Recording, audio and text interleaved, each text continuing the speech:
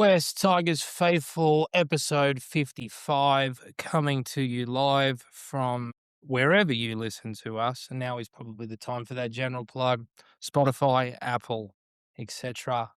Please like and subscribe if you're on our social medias or not on our social medias. Please connect with us. Please share with us. These episodes are pre-recorded. We would love for you to send us questions, to interact with us. We are very, very appreciative for our community. As you can see, there are three people here. I'll get to the third man in a little bit, but Joe McCord, as always, is here. How are you, Mac? Very good, very good. Starving for some West Tigers football. It was a rough weekend, and it's going to be a rough weekend again. I at the end of last episode was ranting about the fact that we got the round one bye when you hit the exit music. So I guess I can just start from that. What a joke! What kind of crap is that? Like, is that 2 years in a row that they did that to us? 2 years in a row that they did that to us. Twice in Do you three. think? Was it? I thought it was two in a row. Regardless, I reckon it was because Richo didn't want to go to Vegas, so they're punishing him. And I reckon that's why Camp's been so pro going to Vegas, because he's like, this is the only way we're going to go round one game is if we actually go to Vegas. They're going to just like keep doing this to us every year unless we go to Vegas. Not the fact that there's 18 teams coming into the comp, but anyway, we'll talk about that later. As you will see, there is a third man here. He is a former media manager of the West Tigers. And even though there's a whole new feeling of a new era and a new dawn around the club, we're actually going to look backwards before we turn forwards when we actually play a game next week. I'm not going to pump his tyres up too much because he is my boss. But I think it's fair to say that West Tigers content and media output has gone off a cliff since he's left. His name is Dan Talintyre. He's us today, and he is our first guest of 2026 to West Tigers Faithful. Hello there, mate. How are you? Hello, guys. Thank you for having me. It's very kind. I think you're potentially doing a little bit of disservice on a few fronts there, but thank you. Very glad to be with you, and looking forward to it. Thanks, mate. Let that be a lesson to you, Aaron. Don't suck up to your boss, because it didn't even Always suck up to your work. boss. 101. He frowned. He was frowning when you did it. He didn't like it. It doesn't work. You got to be direct, and you got to be earnest with your boss. Well, I have told him in the past that the content output has gone off a cliff in the meantime. But let's go back to the very start, mate. 2013, I think it was, that you first turned up at the club, and you departed in 2021. But for the majority of your stay there, you were mainly the media manager. Is that correct? Yeah, probably about half of it. So I sort of turned up the last few weeks of 2013, heading into the 2014 season. Did like a lot of social media stuff there, and then started to pick up a little bit more website stuff, and then some people moved on, and I started heading up the department and sort of taking over media management stuff. Sort of 2017, 18, 19, somewhere sort of around there, picking up lots of different pieces, and then sort of leading that team from 2018, 2019 onwards, sort of through to COVID, and then moved on and went to head office and worked at the NRL after that. A couple of different roles at the Tigers, and a lot of them sort of pretty intrinsically involved in the media, yeah. Wonderful. We'll get to a few of the yarns in a little bit, but talk to me about the actual role of a media manager for an NRL side. Now, I know at West Tigers, I'm sure there's plenty of crisis communications involved and face saving and relationship protection, and reputation protection. But talk to me through sort of what the day to day, month to month churn sort of look like. Yeah, and I think you can pretty mark those in season and like post-season and off-season, right? So like in-season is pretty structured, and it's almost easier in a way in season because you just sort of know what your schedule is, you know what your games are. So therefore, you know you're going to have media sessions. Like the NRL has rules in place around how many you've got to have, how many players you've got to have up, sort of the frequency, the visibility, all that sort of stuff. And those are consistent across every team. So that's sort of relatively straightforward in a way once you hit the season. It's just following a schedule, and you sort of build that out, and you hide players that you need to hide, and you put out Chris Lawrence all the time if you need to. But like you sort of just get into the routine of what you need on that sort of stuff. And then I think the off season's a little bit more flexible, right? A lot of the off season is when you're sort of trying to plan bigger content days, trying to do some more of that sort of stuff. And it's relationship management too, right? Like you can have your media schedules planned and stories that you want to try and push, and you sort of know what's going on, and you sort of have a bit of a sense of things that are coming most times. It's pretty rare that you get like properly blindsided, like something gets published that you don't know about. And I think that's when you're doing the job well, is when you do know when stuff's coming. It's not necessarily being able to control it a lot of the time, but being able to know what's coming and being able to sort of plan and pivot as best you can off that is sort of what most of the media managers will try and do. And yeah, you're going to try and have good relationships with the journalists and producers and sort of shows where you can so that you can do that to the best of your ability. Which I know you certainly do maintain those relationships with your fantasy football comps and the rest. But I remember you once telling me that getting a call on a Sunday or a Saturday night from Buzz compared to a Saturday night call from one Danny Weidler was typically a little bit more palatable. How did the journalism junket, whether it be News Corp 9, etc., is 24 hours these days. We have so many different programs on so many different networks. Rugby league is very much now a 24-hour news cycle that now doesn't slow down. Talk me through how you navigated some of those phone calls and dealt with, some of those dilemmas, particularly at a club like the Tigers. Yeah, you're on your phone a lot, right? Like that's the job in a lot of ways. And I think too, it's sometimes it's not even just about the call that you get from the journalist. It's then the call that you make to CEO or coach or head of football or player or whatever you need to do, and sort of the calls that come back, and you're trying to navigate that. You're trying to also be really respectful too, that like you are not the most important person in the organization. Like you have access to the CEO and you have access to the coach and players, but you don't sit at that level. And so it's recognizing that and being okay with that too, right? Like they don't have to tell you stuff, that there's going to be stuff they keep from you and that's their job and that's totally fine. I think sometimes it depends on the severity of what the call is. Sometimes it's, hey, I've heard this as a player you're interested in signing, and those stories happen and whatever. And sometimes they're, hey, we've got a photo of this. And those calls are a little bit different. I think too, the other thing you referenced the Danny, like Danny's a really good guy.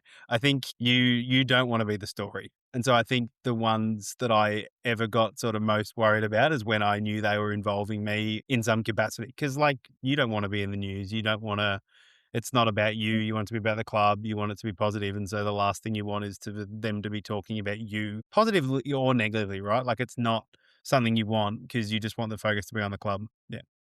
For sure. So obviously, Mac, I'll bring you in a sec, but how do you look back on your time there? Obviously, you cut your teeth in what is, a professional sporting organisation, or at least looks to Yeah. be. And you certainly achieved a lot there, and learned so much. But I guess looking back now in hindsight, how do you feel about everything that went on? Yeah, that's a really good question. Like the biggest thing you got to come back to, I think, now with one or two more grey hairs, but also like 16-year-old Dan would have like bitten your hand off for that opportunity, right? Like I grew up a Tigers fan. My grandma grew up a Balmain fan. She cried when I told her that I was working at the Tigers. I got to take my dad into the change room at Leichhardt. So like things that I know meant a lot to other people sort of was really cool. So sort of looking back on that, you're pretty excited by those opportunities. And there's a few moments that I can still really clearly picture and thinking like, wow, this is a really special place to be. The team bus in Melbourne after we beat Melbourne on Billy Slater's 300th. Like we won 10-8. The penalty count was like 18-8 against us or something stupid. Melbourne bombed about 27 tries. Brooksy tried to punch Billy Slater. Like just so many, like that team bus is a night that I genuinely like won't forget because there's just a buzz. And like, I'm sure that's what the teams that win the comp and all that sort of stuff feel. And so like, yeah, you look back, I didn't get a finals game in 9 years of working there. And so you look back frustrated because you're like, man, we could have done some really cool stuff. I know the things we had planned if we beat Canberra at Leichhardt, or I know the stuff we had planned if we beat Cronulla at Leichhardt when Robbie came back. Like there's so many things that were coming the next week that would have blown people's minds that you don't get to do. So that sort of stuff's hard, but ultimately, like you're super grateful. You meet lots of good people. And ultimately, I think, like you talked about whether you want to call it disunity, whether you want to call it chaos, whether you want to call it a lack of professionalism, like that's subjective people's opinions, right? But like the hard times make you really good at your job, I think. I think if you're winning every week and it's just positive story after positive story, you're like, man, I'm killing it. But the reality is like when it's tricky, that's what makes you really good at your job. And that's when you feel like a real sense of satisfaction sometimes when you've had a hard day, but you've come out of it with people being protected or people really appreciating the work you've done. Yeah, that's a sort of satisfaction that comes from it. Pressure makes diamonds, and iron sharpens iron. Mac, go on. Thank you, Ronnie Palmer. I work in like marketing, and so I'm thinking KPIs, thinking numbers, and as a media manager at the West Tigers, I must ask, the West Tigers must be one of the more click worthy, I suppose, franchises for probably the Yeah. wrong reason, right? How do you find the balance between the part of your role that's about actually getting eyeballs, getting actual interest in the product with the, the sentiment, like the fact that the Tigers maybe not performing so well? Like, I know in most media roles, the objective is to get website clicks, to get, like Yeah. followers on social media. How did you find it? Did you at any time like find yourself actually like, taking advantage of the fact that the team were like doing poor, or was there this always this like overwhelming like sense that it had to be about positivity? Was the PR side of your role more important than that? Yeah, it's a really good question. I think the positivity is there, right? Your job is to try and sell the reason for people to show up the next week, the reason for people to click on something, the reason for people to buy a jersey. I think weirdly looking back, I think the fact that everyone thought every year it was going to be different, I take a lot of pride in, because that's us doing a good job at conveying the positivity and conveying hope, right? I think when it comes to sort of traffic and engagement and those sort of things, I think one of the big things was realizing like I don't have any control over whether James Tedesco tears his ACL or not. I have no control over that. I have complete control over how we communicate it when it happens. And on the flip side too, like sometimes if you're just looking at numbers, then like, yeah, the clubs that are winning are going to be doing massive numbers through the roof because they want to watch the highlights. You don't want to watch the highlights of Canberra 66, West Tigers 6. Like, no one wants to watch that. So, like, that's you sort of trying to best sort of communicate with the hand you've been dealt. And I think it's looking at that fact of like, the Tigers can win and I can do a really bad job at my job by not having content ready, by not communicating well, by not having the stories and the PR spin and sort of getting caught up in the hype. And at the same time, too, we can get absolutely flogged and I can kill it. And I can do a really good job at keeping people engaged when you've lost 7, 8 in a row, finding positive stories, like all that sort of stuff you get pride in. So I think you're forever balancing the PR with the traffic and engagement and the KPIs that come around that. But the biggest thing is to sort of separate, you don't have control over the product. And so it's trying to do the best job you can with the hand you've been dealt. Yeah, sometimes you wish it was a better hand, but that's out of your control, and you learn very quickly that it's out of your control, and you just sort of keep trying to move forward. And like you're involved in wins and losses, but like you know the people intimately, and so it is different in a way of like like someone like Luke Brooks. I have so much time for Brooksy. I got to know Brooksy really well over 10 years, and like yeah, he'd have bad games, and yet like some of the stuff he had to handle, I've seen him in situations where like the way in which he's handled himself in those situations, people will never get to see. And yet he showed incredible restraint or incredible strength or character. And like, you're really proud of him for that in a way too. So I think, you're forever also trying to manage real people. They're not just players and coaches. They're real people that you have to work with every day. So, obviously, this is great, and obviously, as a bunch of marketers talking about this the entire time. But unfortunately, we have an audience of about 700 that like to talk football. I don't want to talk about the time that I turned the social comments off and broke the internet. Yeah, that'd be good. Yeah. No, please talk about that. So much more interesting. That was not a great night at work, that one. Might have got a few things wrong. Yeah. Nah, Actually, this is the best. before you go on already, can I? So you started there 2013, right?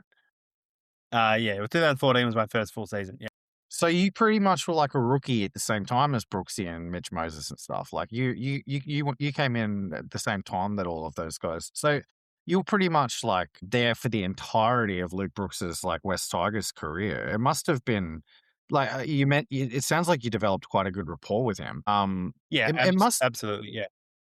it must be difficult, like when you're on the inside, being friends with these players who their lives are lived in public, and especially at a club like the West Tigers where it was so much to the negative all of the time. Do you have any like particular stories of experiences where you had to kind of like actually weather that storm by actually getting around them, or was there any times where you actually like felt like that it was potentially going to cause you any kind of like mental upset or anything like that? Because like I know like in my experience, like I find it difficult to kind of separate my job from my personal life, and for you it must have been extraordinarily challenging.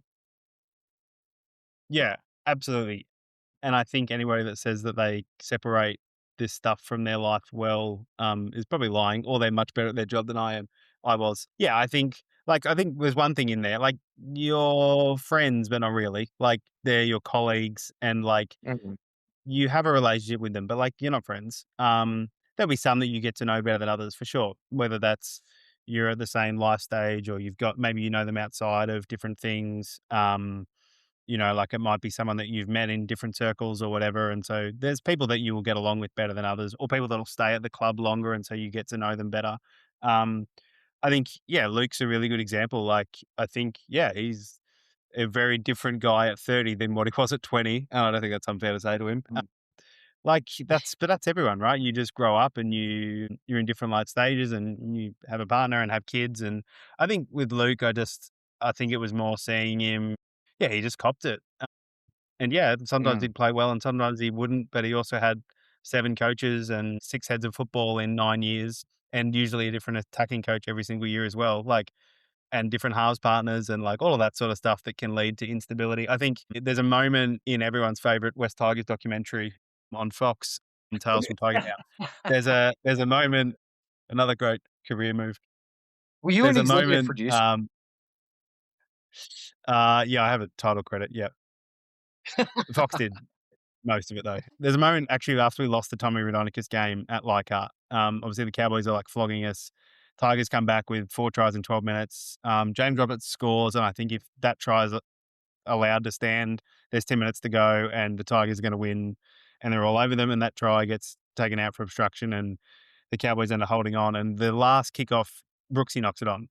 And after the game, there's a bit on the sideline where Brooksy needs to do an interview with Fox, and it's part of the doco, and you see like he just is like not in a good headspace, and where like it's Leichhardt and you're a meter from the fence, and some of the Mm. stuff that this woman is saying to him about his partner, about his brother, about his mum. Like, the dude is about to cry and also want to like jump the fence at the same time. And it's like the restraint that he shows in that moment to stand there, to cop it, to catch his breath, and then to do an interview with Fox about how he lost a game where a player that will go down in West Tigers history, Tommy Raudonikis, we were supposed to honour and we lost, and Brooksy was wearing his jersey. Like, the weight to carry all of that, I think you end up that's the sort of stuff you get really proud of. When you talk about, like, getting around them, like, it's more just, like, trying to pump them up and be with them in that moment. Like, they know what they need to do, it's their job. You're with them in the same way that you are your other colleagues when they're having good days and bad days. But I think too, it does go the other way too, right? And some of my favourite moments are players checking in when you don't need to. Luke Garner called me in the middle of COVID because he was like, "Hey, I'm just calling some staff to see how they're going." And so, like, you don't forget that. There'd be times Josh Allier or Michael Cheekham would just message and check in, and that's like, "Hey, how's your work day going?" And so that's all like stuff that's pretty cool. And like, there's lots of examples of that I can go into, and we'll probably talk about it more. But and that's coaches as well, right? Like, you get pretty close because you're speaking to them pretty frequently, and so you get pretty close with the coaches as well. Yeah. Speaking of, you mentioned how many coaches that Brooksy had in his time, and by extension, directors of football and CEOs. Obviously, from our perspective and looking at it externally, it was really hard for the club to find any sort of rhythm through those years. The only time that it sort of felt like that it was working was sort of under Madge midway through 2020, and then the floor sort of fell out from underneath him, and the whole walking on eggshells saga kicked off from there. How hard is it to be in that building internally and deal with that instability? And I know that obviously you weren't directly involved in the football department, but you worked in a club where obviously CEOs and stuff was sort of going in and out.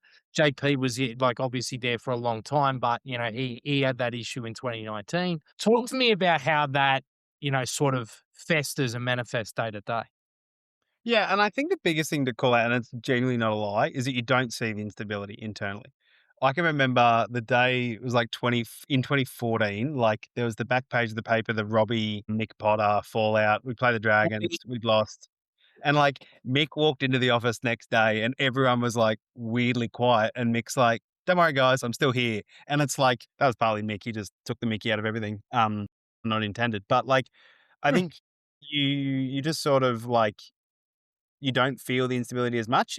In comms roles, you know it's there. And so you know that coaches are under pressure in the way that they also know they're under pressure. But that's the job. That is sport. It's public facing and it comes with pressure. And so I think while you don't feel the pressure, because I'm not on a contract in the way that they are, yeah, it's a little bit there, but really not to the extent that I would think people think it is.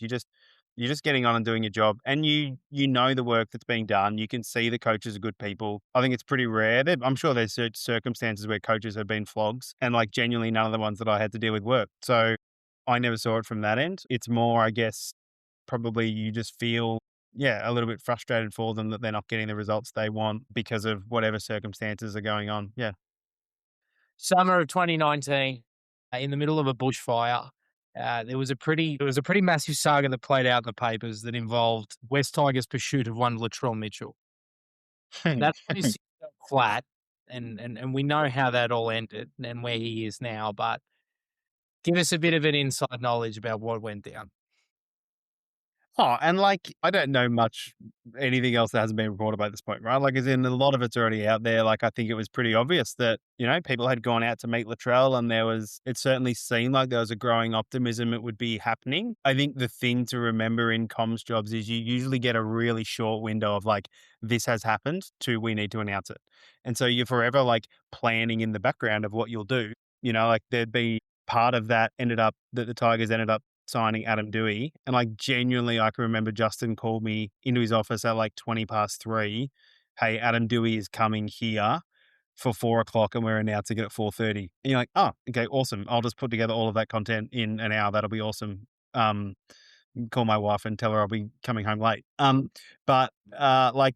I think the Latrell stuff, yeah, I think it's pretty well reported, right? Like they'd clearly gone and met with him. And there was certainly some confidence, I guess, that it would translate. But then I think you start to know pretty quickly, right? When there's silence, that usually is not a good thing. And again, you go back to like Corey Thompson's a really good dude. And so seeing Corey and all of that is a tricky situation because you're like, well, you're clearly a fan favorite and you're playing good fullback and people don't want Latrell on massive money. But I think too, and I think it's why I like look at this team now and I love the signing of Jerome Luai. Like there's not an amount of money that's too much to pay Jerome Luai because superstars are rare. And so like pay them because what's the alternate that you play someone not as good? There's only so many good halfbacks in the comp. So if you can get one, go and get one. It doesn't matter what the cost is, and I look at Latrell at what he was at that moment. And I think it's pretty fair to say he probably hasn't delivered at fullback on what I think people probably thought he would deliver coming out of the Roosters. He's a superstar. And he only needs to touch the ball 10 times a game and he can score 2 tries and set up 2 more. And so if you can go and get Latrell, go and get Latrell. If you can go and sign Payne Haas, go and sign Payne Haas. It's Mitch Barnett at the moment is going to be looking for a Sydney club. Like, go and sign him. Figure out the ramifications of it later. But I think when good players are available, there's not that many elite players that can truly make a difference. And so, yeah, I think it was cool that we were close to signing Latrell. It didn't happen. You got Corey Thompson and Adam Dewey, 2 really good blokes. Like, you just sort of move on and it just sort of happens, right? But yeah, Latrell one was a funny one. It sort of became public pretty quickly in what was pretty common West Tigers practice. Yeah. Well, on that topic, I can say like even back then, like I had a pretty good mate who was one of the sponsors, and he told me that it was signed. So I can take some accountability for telling everybody that it was signed as well. You seem like you keep talking about good dudes. Like, so it sounds like you like have a pretty optimistic view of pretty much everybody at the West Tigers. Or I'm just Aside not going from to tell you who I don't. Well, I was about to say, aside from Robbie Farah, were there any like wankers? Like, were any of the players like just straight up? They're Can like, I say actually, oh, the thing on Robbie, right? Robbie's I saw 2 really different Robbies. Robbie, when he yeah, came back the second time, was one of the best people I've ever met. I've not seen someone who cared more about the club and who would put the club above himself. I think there was a quote on the wall at the old West Tigers building at Concord Oval which said, mental toughness is doing the right thing for the team, even when it's not the right thing for you. It's an old Bill Belichick quote. I think a lot of people will do the right thing for the team when it also suits them. And I think the biggest thing I saw about Robbie when he came back was that he would do the right thing for the team, whether it suited him or not. And he would show up and he had an appreciation for being back in the Tigers colours. And probably part of it, and you don't want to speak for the guy who's probably the best West Tigers player there's been, in my opinion. And that's no disrespect to Benji. I think Robbie just embodied everything you want the club to be. And I think that's rare that you sort of end up having this real appreciation of the club. So yeah, I think I know your question was meant to be a dig at Robbie, but second stint Robbie is genuinely, and hand on heart, genuinely one of the best people I've met, because he had an appreciation and he loved being back at the Tigers, and that was really cool to see. And Robbie is a winner. Some people are winners by their talent, and Robbie was clearly talented, but Robbie's also the most competitive person I've ever met in my life. And it's the biggest difference between him and Benji. It's not that Benji's not competitive. Of course he is. Benji has a natural talent. Robbie will run you over to win for sure. Well, I mean, there's a famous story about Robbie Farah and Bo Ryan wrestling in their apartment and just holding each other down for several hours. I just want to put on the record, I was joking. I know. I just wanted to be on record. Robbie's a good dude too. No, and some players are challenging, right? I think the biggest thing too is, right, they're often going through stuff. I look at even the high profile ones that people say they flamed out, right? I don't know, signings like Joey Leilua maybe didn't quite work, and Joey was also going through a lot of stuff at home, man, and trying to deal with family in Canberra during COVID lockdown when you're up here and you got young kids, and yeah, you got to handle it, and that's life, and you're responsible for your actions and all of that sort of stuff. But I think the biggest thing you realize is that people are going through so much more than probably what you give it credit for. I've got a 2-year-old at the moment. Some days are exhausting, and I'm turning up and sitting in an office chair. I can't imagine doing that with 3 kids when you've got a wife who you have to call and be like, hey, video ran long and we're going to be another hour and a half. And so you're going to have to do daycare pickup. That's never going to make the paper, but that's the stress that people live with, and they know what they sign up for, sure. But that's also part of it, right? And so I think, yeah, players are responsible for their actions, but they're often also going through a lot more than what people recognize. And that's probably a lesson for everyone, right? As in, it's not just players, everyone around you is going through stuff you don't know about. So probably give people a little bit more grace is not a bad rule of thumb. Good call, mate. One successful team that was West Tigers affiliated that I know that you speak about quite fondly was the 2015 National Youth Competition outfit. Coached by Noddy or coached by Willie Peters? Really good question. I think 2015 was Brett Kamali, I think. Yeah. Talk me through some fond memories of watching that side go around, some of the players that were a part of it, and some of the ones that you thought were going to be 300 game origin reps. Oh, I can tell you, I remember the day we played the Bulldogs in round 4 and Lamar Leiluvave was a late inclusion. Lamar Leiluvave is the best under-20s player I have ever seen play for West Tigers. He was a freak. Left edge back rower, played outside Tamari. My God, was this is it. We've got our insert David Fafita. I mean, Fafita wasn't playing by that point, but do you know what I mean? That's what I thought he was going to be, because he just looked unstoppable. That left edge of, Tigers under 20s, Manai Charrington, hooker, Lamar Leiluvave, Watson Halita, John Ogden, John Toey, some of the greats there. Matt Lodge in the front row. Yeah, they're playing 20s, right? So you learn very quickly that most 20s players don't correlate to first grade in what you think is going to be awesome. But that was a pretty good team. And I think part of the cool part about working for the club is you are there at under 20s games.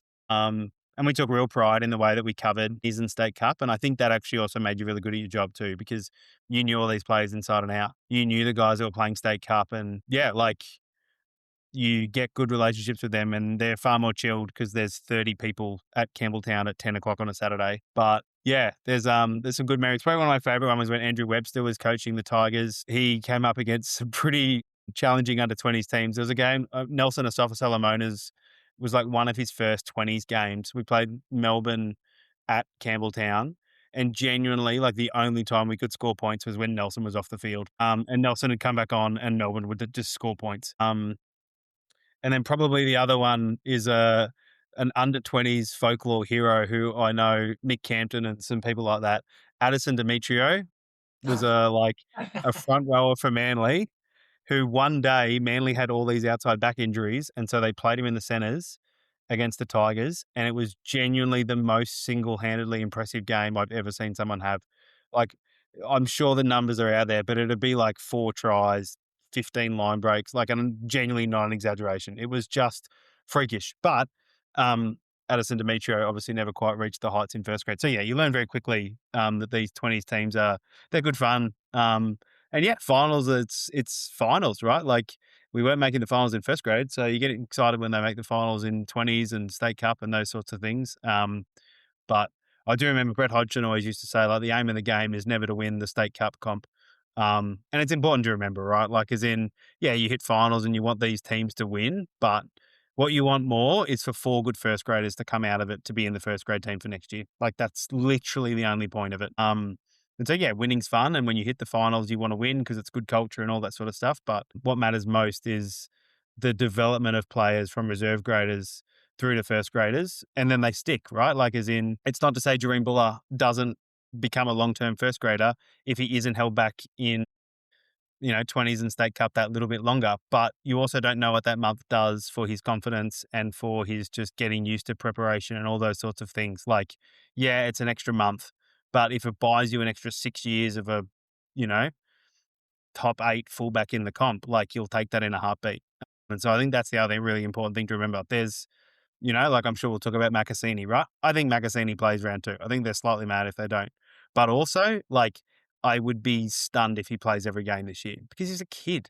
Like, and if after 6 weeks he needs to go back and have 2 weeks playing state cup because he needs to work on his carries out of yardage, like, then that might be what he needs to do, right? Like, as in, what you want is players that have 10, 15 years careers. Yeah, you want to win now, but you sort of have to balance that also with their development. Yeah. Mac, anything before I jump into coach chat? Well, I was actually going to ask about a coach. So you would have been there when Nathan Cleary was being discussed as potentially coming to the Tigers, and then it ended up with the other way, Ivan Cleary exiting. What was that experience like? Because that must have been quite a tumultuous month or two. Yeah, really tumultuous is a really good word, probably looking back. Yeah, Brent Reed went on Triple M and said Nathan was done, basically. And I got no idea whether it was or wasn't. That's what's reported, and Reedie's a pretty smart dude and wouldn't have said it if he didn't know it.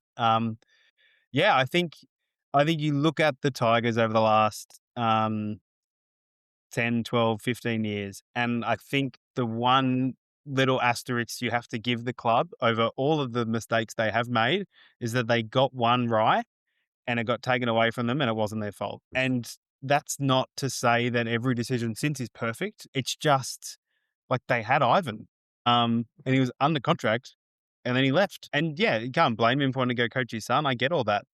It's also a hard one for the club then, who then have to find a coach. And you then have to, again, I go back to what I said at the start, you're trying to deal with the hand you've been dealt. That was really challenging. Yeah, sort of trying to, like, protect Ive too, because it's hard for him. And you're sort of trying to deal with that. You're trying to make sure the club is strong. You're dealing with a lot of emotion. Like, certainly well reported the relationship that Justin and Ivan had at the time. And yeah, so you're dealing with a lot of emotion. You're dealing with personal emotion. And, like, to be fair, I think Justin did a really good job at how he handled that because as a friend. And so that's another hard dynamic to deal with and to protect the club. But yeah, I think that was certainly a tumultuous time, and sort of then the transition into Madge, came about. Obviously, that was a really highly publicised off season with Wayne and Madge and lots of sort of names floating about. And so yeah, you then, but then you're also very quickly into the next season. Okay, membership's on sale, merchandise is out.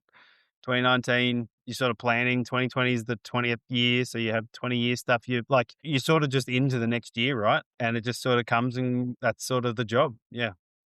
Michael Maguire, was it a case of oil and water, or is there something more that went on there, you think? In terms of how it ended with Madge? Just in terms of, from my perspective, and we've spoken about it, Michael probably wasn't the rebuild coach that we required at that time. He would argue back then that he could have gotten an extra 2-3% out of them to get them into the finals. They got very close. They never got there back there again under him. Do you think that he was the right coach at the right time at that point? Or, realistically looking back, was it a marriage that was never going to succeed? Yeah, it's a hard one, right? Because you got to remember you're coming off the back of Ivan going, not expected. So then all of a sudden you're trying to find a coach. Not a great position you want to be in first and foremost. Now, to say that he's the best coach available, like Wayne was technically available, so you sort of probably have to look at the runs on the board and say probably Wayne.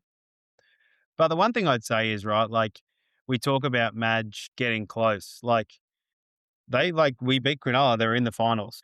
Again, the little things of like you lose your fullback the day of the Cronulla game, and Robbie is playing on a broken leg. Like structurally, it's not a great thing. You're already playing with guys down, and then you lose your fullback the day of the game to make the finals. And say the Tigers run eighth and get bundled out of the finals, it doesn't matter. Madge is the first coach to make the finals in 10 years, and the bloke's a hero. I think it really went under the radar how much Madge got out of that roster in 2019. It's not his team whatsoever. We're talking about guys like Ben Madaleno and Russell Packer who, again, get whacked for how they finished their time at the Tigers.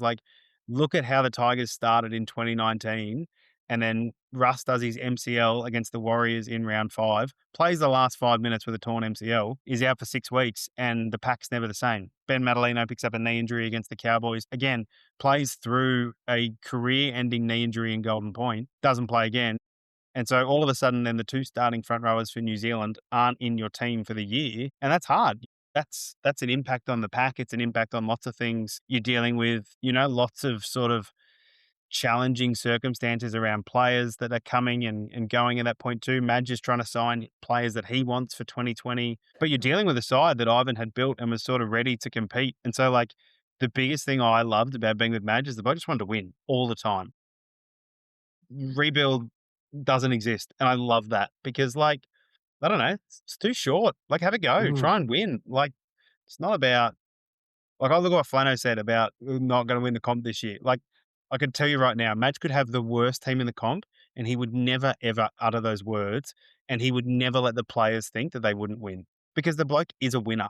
He just is. You look at Reece Walsh when he's on the podium after the grand final, and that's what he says because there's no other way to put it. He just makes you believe that you're going to win. And I think it went underappreciated just how much he sucked out of that roster that wasn't his, that had a lot of blokes out of position, that had a lot of guys that were sort of, Paul Momirovskis and these guys that are offcasts from other teams in a way, were playing awesome footy under Madge. Benji at the back end of his career, Robbie at the back end of his career, and was getting a lot out of them. So yeah, I got a lot of time for Madge. I think roster was really hard, and then I think certainly just the back end of sort of the way it unfolded. And then you see what happens once Madge gets moved on. It's consecutive wooden spoons with a team that I would say is more talented than what Madge was dealing with, particularly in the last 18 months, just in terms of sheer talent on paper. Yeah. Fair way to look at it, mate. One member of that squad that you did touch on was Benji Marshall. I know that you've dealt with Benji Marshall, the player, and you've dealt with him as a person as well. Was there sort of clues and Easter eggs of sorts left by Benji in those years that made you think that there might have been a career in coaching there that laid on the horizon, or did it take you by surprise? I think it took a bit of a surprise how quickly it happened, as I think was everyone, right? Yeah. And I think with Benji, I came in 2014. So Benji left literally the year before. So I came into the aura of Benji, having watched Benji as a kid, having Benji. And then he goes away, St. George, Brisbane, obviously, and then eventually comes back. And so the excitement, I remember so we shot the Internal Tigers documentary this day forward. Shout out Junior Meredith. Honestly, one of the best bits of videography I've ever seen one person produce. I think people don't realize that. It's on YouTube. Go and find it. It's brilliant. The day Benji comes back to training is just unbelievable. It was just a normal preseason training day, and there was just a buzz. So I think Benji's always had an aura to him, which I think then when you think about what that does as a coach is really cool because obviously, and you hear it all the time from Terrell May and lots of players about how much they gravitate to Ben. He oozes confidence. When it's bad, it looks like cockiness and people spray him for being cocky as a player, but it's just confidence. He's got an incredible ability to just switch off, and he's just is like really annoyingly good at everything. Like the dude is smart. He just like taught himself to play the guitar one day on the back of the bus and was just playing the guitar. I don't know what his golf game's like, but like he's a gun at golf. Like he's just one of those people that's annoyingly really good at everything. So no, I don't doesn't surprise me that he's a good coach because he cares about people and he is fiercely loyal and he gets life in balance. And so I think then when you combine that with obviously what is a genius footy mind, as long as you put the right structure around him, I think that's clear. There's going to be a really good coach there. And it's not even necessarily about Tigers DNA or that sort of stuff. I just think that is more and more of what modern coaching is just being there for people and putting good balances in place. Because like most game plans are pretty good, and a lot of that's your assistants, right? So it's about then those little one percenters, which are culture and signing right people and getting that in place. Yeah, look at Andrew Webster at the Warriors, another great example of that. I think Ben Gardner, if he is not the long-term coach of the Perth Bears, they have missed a massive trick. Like he is another one that gets that. So yeah, I think like that's sort of where coaching's going, and I think Benji's a really great example of that, and will continue to be moving forward. Brilliant. All right. What's a yarn or two that you've got that might have actually missed the papers in a period where everything got leaked out that you can actually speak to? Yeah, it's a good question. Like, there's obviously plenty that didn't make the papers that that's my job. Look, I think probably more when things make the papers, but you don't realize the depth of like actually how it wasn't happening. Like, still to this day, people firmly believe Robbie was playing that day at Leichhardt. Mate, he was not. Like, he just wasn't playing. The guy wasn't going to bring his boots and last minute packed his boots. Corey Thompson's no good in the warm up, or Paul Morris, is good, no good in the warm up. One of them, I can't remember. I think it's Corey, and then like comes into the sheds, and it's like Tommy Talau, who's like an 18-year-old kid as 18th man, and Robbie, um, and Madge is like, "Well, you're in, kid." To Robbie, and it's this moment of like Robbie's like, "Oh, okay. Well, I actually currently still have a broken leg and haven't run, but sure, I'll go on the bench." And so like again, I can remember running back up to so at Leichhardt, the media box is upstairs, but it's also right next to where the opposition coach's box is. So I remember running back in, and I can't remember who the Cronulla coach is. Maybe it was Fitzy by then. I don't think so. Flano. But I remember seeing Phil Mace, who was their head of football, was the head of football at Tigers for a while. I remember opening the door, which is like you'd never do it. You just would never go in the opposition coach's box. But it was like 2 minutes to kick off, and I had to tell them there's been a late change. And like Mossy was just smiling at me, almost like we thought this was happening. And I just remember being like, I promise you, this is not deliberate. And like little things. So it's a full house at Leichhardt, and my phone is therefore not working. And so like you're trying to get in touch with Lara Pitt on the sideline to communicate like that Robbie's playing, and you know that this is going to blow up. You go back to Mac, your question earlier about numbers. I'm like, man, if I can just get this out on the internet, this will go insane. But I can't because there's no internet here because there's 15,000 people on their phones. So like, yeah, those sorts of moments. I think probably one actually, if I can share, that never made the papers because it was about me, and so I'm glad that it never made the papers. In 2021, we had obviously COVID and all that sort of stuff was pretty nuts. Wasn't going great at the Tigers. There's a very couple of articles on when I decided to turn the comments off on social. We'll just skip past the fact that the Bulldogs did it for a few weeks beforehand. That's okay. But I turned the comments off when we got flogged by Melbourne on Sunshine Coast. It was like 50-0 at halftime. 66-16 or something, and I just had enough and I turned the comments off because I just didn't want everyone else to read the negative crap that was coming, and probably it was a sign that I was also really struggling with it all. And then I remember that Monday, I think we had a board meeting, and then the Tuesday, I remember I called Justin. I was like, I just can't come to work. I'm just mentally cooked. I think we had the bye, and then we were maybe playing Souths at Leichhardt. And I hadn't missed a game in, I don't know, whatever it was, 10 years or whatever, let alone really taking a holiday in season. I took mental health leave for 2 weeks, purely like, and full credit to like Charmaine Stevenson, who's the head of women's football there now. She was awesome in just like be off, have this time. And I remember I messaged Justin, I messaged Hardy, Adam Hardigan, who's at the Bulldogs now, and Madge saying like, hey, just FYI, this is happening. Like, I need some time. And I don't want to be called. Not because I don't want to deal with it. I just don't want to deal with this. I just don't want to be talking about it over and over again. And in those 2 weeks, I reckon Madge called me 10 times of just like checking in. And like, again, you don't need to do that. And so like, there's lots of things that go on that don't make the paper, good and bad. But that's like, you think like for me, that is something I remember and I will tell everyone about if they want to know about it because it's like, that's people, right? And so, yeah, that's something that I think is really special to me and meant a lot. Because, like we all go through ups and downs, right? It's life. And so I think like, yeah, that was one. But certainly the chaos of Leichhardt that day was pretty bizarre. Sort of the ins and outs, Willy Woney. That was all a bit of fun. I'm trying to think what else there's like, I don't want to like bait you guys too much, but there's definitely some stories in mind that didn't make the papers. That once we turn the recording off, we can share those. But no, I think and for the most part, right, like things get out. There's not that many secrets. People always think there's these massive cover-ups, and there's really not a lot of the time. Quick one on the Big Four drama, right? Like Yep. you were there doing that. Like that was like that was probably the Tigers story of the decade, right? Like how did that come about? How did we go from like having Mitch Moses, James Tedesco, Aaron Woods, Luke Brooks? Yeah. Obviously, we didn't lose Luke Brooks, but like from your perspective, from the inside looking out, and I know this story's been played out. How did that go wrong? Like, was there a key moment in time where you were able to see that this was like happening, like it was actually all about to go pear shaped, or like what was your perspective on it? Yeah, I think I knew very early in that preseason that particularly Woods, like Aaron and James had both been offered contracts and weren't signing.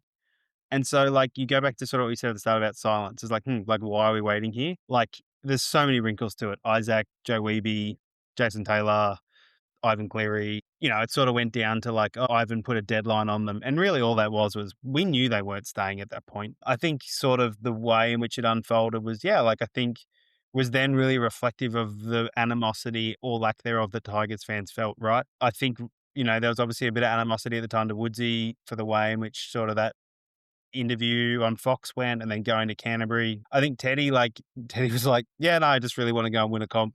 And everyone's like, okay, fair enough.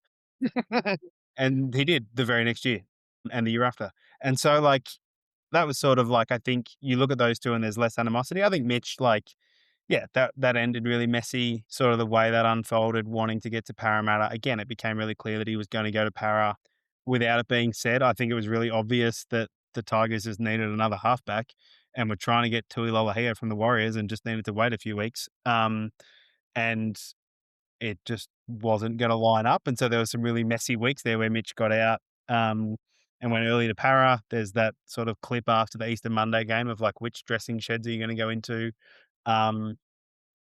Which didn't go down well, but it did lead to my all-time favorite quote of like snarky Ivan, because Ivan's a lovely guy, but Ivan's also like, don't piss him off in a really good way, right? And he's fiercely loyal. And Ivan said this quote on Triple M or something at the end of the year of like, looking back on the year, it was like, oh, well, two of our best players left and one of them down tools and quit, which is like of snarky Ivan, really good. So yeah, I think, it was just sort of really unfortunate the way it happened, but I think the club's learnt, and certainly most clubs have learnt, right? Like, try and not have your four biggest players all managed by the same person, all coming off contract at the same time in an unsuccessful team. If you can avoid that, you should be fine. Did you know that not so long ago, only a few months ago, Aaron Woods did an AMA on Reddit, and one of the questions he got asked was like, "What's the biggest regret?" And he said believing in the Tigers was the biggest regret he's ever had in his life.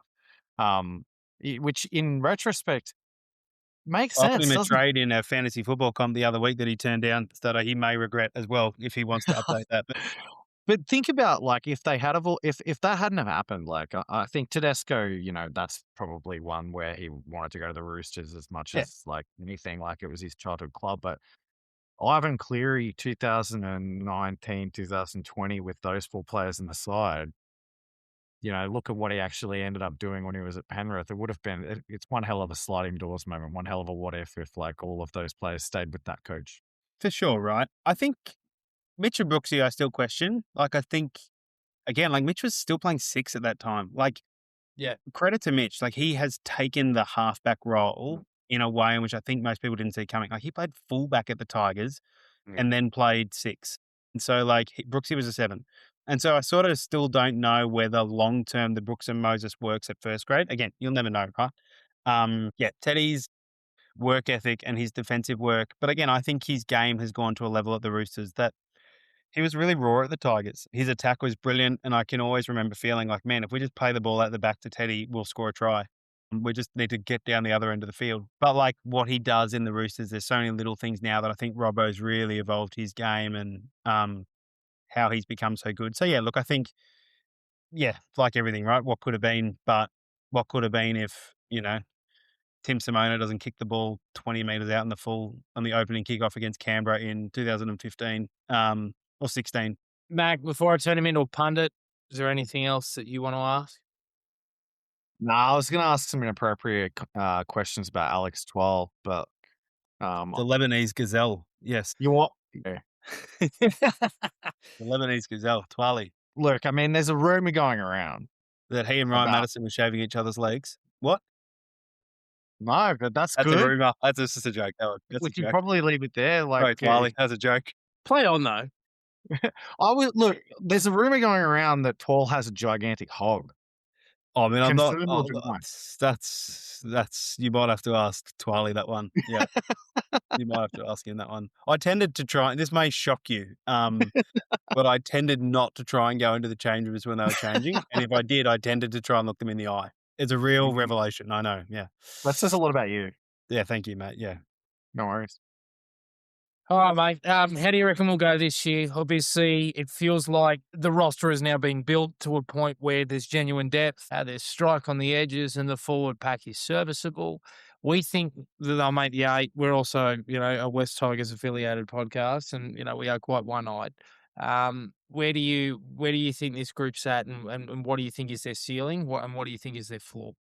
Yeah, and it's really good you say those 2 words because they're the 2 that come to mind. Like, I think the ceiling is, for the first time in a long time, I think they're a genuine top 8 team as their ceiling. I'm a massive Dream Buller guy. I think people don't realise how quick he is. I'd put him over nearly every other fullback in the comp. Maybe Hammer. I think Dream is lightning. Speed, right? For speed. Yeah, for speed, right? And so I think like I just don't think at full speed, I just don't think I see people catch him. And so I think actually having genuine speed is something the Tigers haven't had for a very, very long time. Yeah, like Marcy's exciting, without a doubt. Taylor May was really good the back end of last year. And I think, yeah, the middle is stronger than what it's been previously, right? Again, it comes down to Jerome. And like you're assuming everybody's healthy and all those sorts of things. I think the ceiling is they're a top 8 team, without a doubt. And if I take my Tigers bias off, I'm not sure how many times in the last 10 years I could say that the ceiling of them has been a top 8 team. I think the floor is still low, right? Because I think there's still inexperience. There is still question marks. Like, I think Jerome last year is a pass. Like, obviously he came with massive hype, right? 4 comps and all that sort of stuff. Like, I think he did a lot of good, but he wasn't the best halfback in the comp last year. So, like, I think the floor is still low just in terms of what it could be and where it could go wrong. But I loved ads at 7. I think that is working. I think it's unnatural. And I think that makes it really hard to game plan against and really hard to defend against. And sort of, I think that lets you bring teams down into a bit more of a dogfight. And I sort of like that. I don't think we're going to win games 30-28 as much as we might want to. I think the games we win will be 30-12 or they'll be 12-10 because we'll suck them into a dogfight and then Adam Dewey will take on tired legs with 10 to go and score. So I actually think ads at 7's a really nice point of difference to a lot of teams where a lot of team 7s are just kick the ball to the corner and do what you do. He's bigger. He's a different body. He's a great defender. And he's a competitor too, right? He's very much in the Benji Robbie mold of just, yeah, like he just wants to win. So I think they're a top 8 team at their best. And I think they're about 13th at their worst. And so I think it's going to be about how much can you be consistent in that And as always, right, like, can you just win 3 games? You probably don't deserve to win. Win a couple of games where you get a bit lucky and you get the right call and all that sort of stuff, and every fan is gonna say that never happens. But, like, it's just getting a little bit of luck here or there. I actually think the bigger thing is I think the comp's just much better. Um, I think, like, teams are just better than what they were 3 years ago. So I look at the teams that weren't in the 8 last year, teams like South. I think the Titans could be really good this year. So, like, I think there's a lot of teams that weren't in the 8 that will potentially be better, and so that then becomes a challenge, right? This is a really long-winded way of saying, yeah, of course it's our year and we're gonna win the comp. Yeah. Mm, Well mm, said. that's a great. Mac, you got anything else before we farewell down for the evening? No, thanks very much for coming on. It was awesome to have you on. Come back anytime. Sorry for asking you so many inappropriate questions, but It's the all right. fans got to hear this shit. That's what they live for. Nah, I get it. And, like, genuinely, like, man, I'm a fan too, right? Like, as in, like, I have loved being away and being able to be a fan now. Like, it's different when you're in it. But also too, like, like, I know we joke, but man, there's some really hard people who are working really hard there. The work that Mia and her team are doing in the content space. I think they've hired, like, genuinely the best up and coming designer in sports media in Jane Mortimer, who's an absolute gun. And, like, their social guy just got hired by the NRL, Nate, because he's been doing a great job. So, like, I actually think, like, there's a lot of good that's going on there, and they're doing a hell lot of good stuff that I wasn't doing at all. So, yeah, there's some stuff I did well, but, like, they're a really talented team in the media and content space, and, yeah, don't sleep on them, because if they win some games, man, you can always be more creative when you win, just say that. I've been saying for the last 12 months or so that I think that they have the best social media team in the NRL. So good to hear that you rate them because that's my bag. That's what I do. Yeah, man, Jane Mortimer, she is a gun. Gun. Sorry, Is there everyone. anybody Jane's else? contract's due up now. Yeah, you trying to poach her or something? Is there anybody else there that you want to shout out? Anything else A you lot want of to my say? people have moved on. Moved on. There's a lot of good people there, right? Like, they work really hard, and I think that's the biggest thing, right? Is that clubs come and go. Like, club will be there after you go. You just want to leave it in a better place than how you found it. And so, like, I took over from some really good people. Wayne Cousins, who's then gone to Manly, was in hospital for a long time, has just come out, which is really good. Like, Craig Hayden now at Ironman Australia. Like, I take over from people that did an awesome job. Probably the one is, man, Junior Meredith's still floating around a few days as a videographer. Um, I don't think people realised how much work Junior did in terms of access and sort of. I think we were really proud in being one of the first clubs to really stretch open access. Shot an internal documentary like no one ever done that.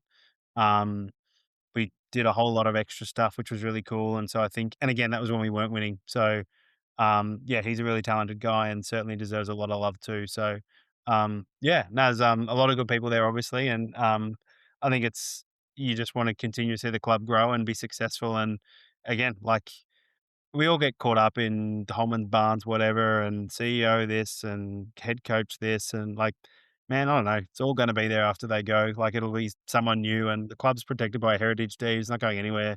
It's got a massive fan base. It's got good fans, and, like, everyone says it, but, like, man, this club wins and it's going to go through the roof. So, yeah, see you all in I Vegas do next have year. I do have one last question that's Yeah, probably a really good one to finish on. I think a lot of young people, a lot of people in general, like dream of working for an NRL club, yeah, right? One thing that we didn't ask is how you actually managed to come about getting the role in the first place. I won't yeah, ask you that. What I will ask you though is like right now, what do you think the best way would be for somebody to actually get on an NRL club's radar and actually yeah. like get a role like yours at an NRL club? Work your ass off for free. And, like, that's not advice people want to hear, but, like, that's the truth. Yeah. Find a way to volunteer, like, do stuff like this. Go and help at State Cup. Go and take photos and show there's value and intern, and yeah, like, it's a hard slog because they're dream jobs, and everyone's working really hard. And it's not to say, like, treat yourself like a doormat and get used for 12 months for free content and then get moved on. But I think, yeah, they're competitive jobs. So, like, try and show how there's value because whoever's hiring you is going to have to try and show to a CEO that there's value as well. So, unless you're replacing someone who's leaving, you're trying to show how there's a job that you should be having. So if that's you think there's a space to do more physiotherapy work in the women's program, show how that can happen. But you're going to have a plan for how you're going to add 75 grand worth of value so that they can hire you. Like that's just business, right? So I think, yeah, it's having a plan, being realistic about it. And then the biggest thing is just to try and get as much experience as you can before you try and walk in the door. So I worked for Bleacher Report for a few years before I went to the Tigers. Before I started working at Bleacher Report, I basically worked for free for Bleacher Report on top of my uni degree for 2 years. And so like I'm really proud of that because like, yeah, I worked like all night and then just rocked up to uni the next day and like, yeah, it's watching basketball and American football and soccer. It's not that difficult, but it's still work. And so like that's how I got that job, right? And I'm fully convinced that if I didn't have that experience, if I hadn't been volunteering to do stuff for the Wallabies or for Cricket Australia or Tennis Australia, I wouldn't have had the chance to interview at the Tigers and then show my value. And so I think that goes for everyone in every job, right? Like as much as you can keep taking on extra stuff, it does go a long way. Yeah. Yeah, but well, mate, I know how busy you've been at the moment, and I very much appreciate you taking time out of what has been a very busy week for you, not for me. That's all right. All credit goes to my wife who is looking after my child at the moment. So I'm going to go and help out there All because I right, may have said this was a 20-minute phone call. mate. Um, No, it's on me. Thank you, guys. I really appreciate you having me on. Thank you, mate. See you tomorrow. See ya. Off he goes. What'd you think, mate? He's a lovely man. He is a good man. He's like, he's so nice and like genuinely nice that like I felt awkward about asking him like the bannery stuff. To be honest, I was like, man, do I really want to ask this bloke about Twel's hog? And immediately regretted it as it came out of my mouth. But you know what? No, he's a lovely guy. Yeah, you can tell he cares about people, so he must be a nice bloke to work for. He is. He is. And I know I'll be listening back to this. But yes, genuinely on camera and off camera, he's a good bloke to work for. Now, let's talk about just some general West Tigers stuff before we talk about Club Day. We're going to Vegas next year. I know how much you love what did you call it the other day? A worthless work junket. I'm sure you'll be positioning. I never said that. I don't call my work junkets worthless. What are your thoughts on the Tigers going to Vegas? How much of this is to do with Richo leaving and how much of this is HBT going, fuck yeah, free holiday? Yeah, that's a really funny question to ask. As soon as you ask that question, you know who popped into my mind? Dennis. Yeah. I was like, Richo's out of the way. Dennis is like, we're going to Vegas, baby. I'm gonna get me a what do they call it when you're like a permanent residence at one of the casinos. Burgess has got dreams of being permanent residents at one of the casinos. Look, I'm for it. To be honest, like I'm just glad that we're going to see the Tigers in the first week of the season next year. Like, that's the main thing. I don't know. I'm like, I don't know. Like I have an uncanny ability of finding ways to like justify going to Tigers games in like far off destinations by tying it in with some sort of job thing. So I might just find some sort of reason to be in Vegas around the time and just happen to go. Money 2020 is in Las Vegas. Hopefully it's in early next year, something like that. That'd be cool. But no, I'm happy for it. I think it's a good idea. I feel like that the NRL. I feel like Richo. If it wasn't for Richo, the NRL would have sent us by now. Because the Tigers, for all their like foibles, are like they're an iconic brand in the NRL compared to some of the other clubs. Like, for not always for the best reasons, but like Tigers in Vegas, baby. It like, it just kind of just makes sense, doesn't it? Like Jerome over there and the Mays over there and stuff like that. Just the amount of content, publicity like that they generate. It's a good thing. It's a good thing for the club.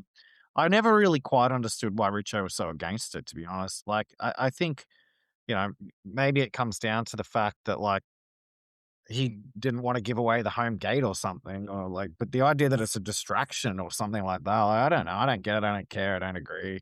I'm glad they're gone. I think it was just more that it was going to disrupt our season. And realistically, we weren't in a position where, of the big clubs, you look at, they're called the Pioneers now, but the clubs that first went over, the Chooks, South, Manly, who are owned by Scott Penn, who lives in America, and the Roosters. You said the Roosters twice. Oh, did I? Roosters, Broncos, South, Manly. Broncos. That was the four. They, again, Scott Manly aren't a big club, but Scott Penn lives in the US. Yeah, it was probably just gonna cause instability. I think the club's in a better place now. I don't know about off the field, but certainly on it. Maybe they're more willing to do it now. And, if there was a round 2 bye, I think the fans would be pretty annoyed, but I think, you could sort of swing it with the club in that way that it wouldn't interrupt preparation, although it wouldn't, sort of come to a week-to-week grind. I think that there's word that we'll play Parramatta. Yeah. That'd be unreal. I think you get 30,000 in the stadium at that point for those two teams. Very, very well supported. And there'd be so many that'd be so keen to get over there. Look, the games against Parramatta, the Easter Monday games, are some of the best regular season football you'll see, full stop. Forget, us saying that as Tigers fans. I'd be pretty happy to see that. I think the only downside to it is that like Parramatta versus the Tigers is the best home game for both clubs every year. So that's the only downside to it. Yeah, I think that it's probably talk about distraction. It's going to be really distracting, coming straight from the UK, from the World Club Challenge, straight over to Vegas. But I guess they're just going to have to put up with that, aren't they? Yeah, I think so, mate. I think so. Anyway, look, one for our fans more than anything to see the boys play in Nevada, which would be incredible. Terrell May really quickly said that he wanted to be kept out of the spotlight because his star shone too brightly last year. I can understand that. He's come out and said some things in the Daily Telegraph. I'm just going to read the quotes. There were chats I was having with Richo about me becoming a Tiger for life. He even came out publicly and said he wanted me to be a Tiger for life, and that's what we were working towards. But ever since he left, it's gone a bit dull. I do see myself here forever. I love our fans in the club, but I think they totally forgot about it. Now, I don't know how I feel about this one. Like, Terrell is, hard on his sleeve, tells you exactly how he's feeling, but realistically, I think there was probably some bigger priorities. There's a lot of fires that Sean Millercamp's had to put out. And I don't think there's too much to worry about realistically. I think his future's probably tied to Benji Marshall. But what was your take on the situation? Well, I'm generating it in real time because like I didn't know about this.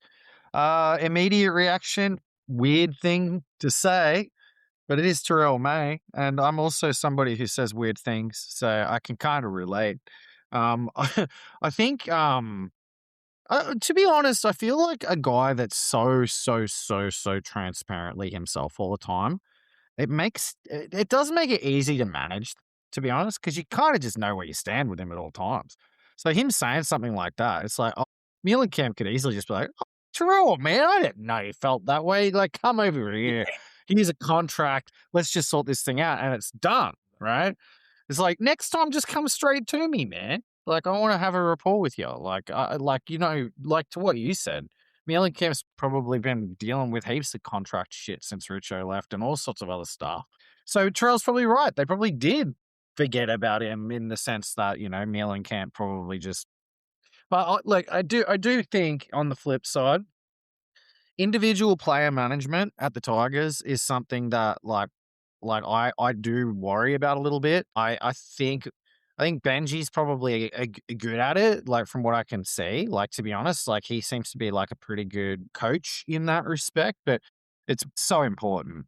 It's so very important that each individual person in any team, in any environment, whether it's a family, office, a trade, or a construction site, or a footy team, feels like that they're actually like valued. Otherwise, they'll leave, man.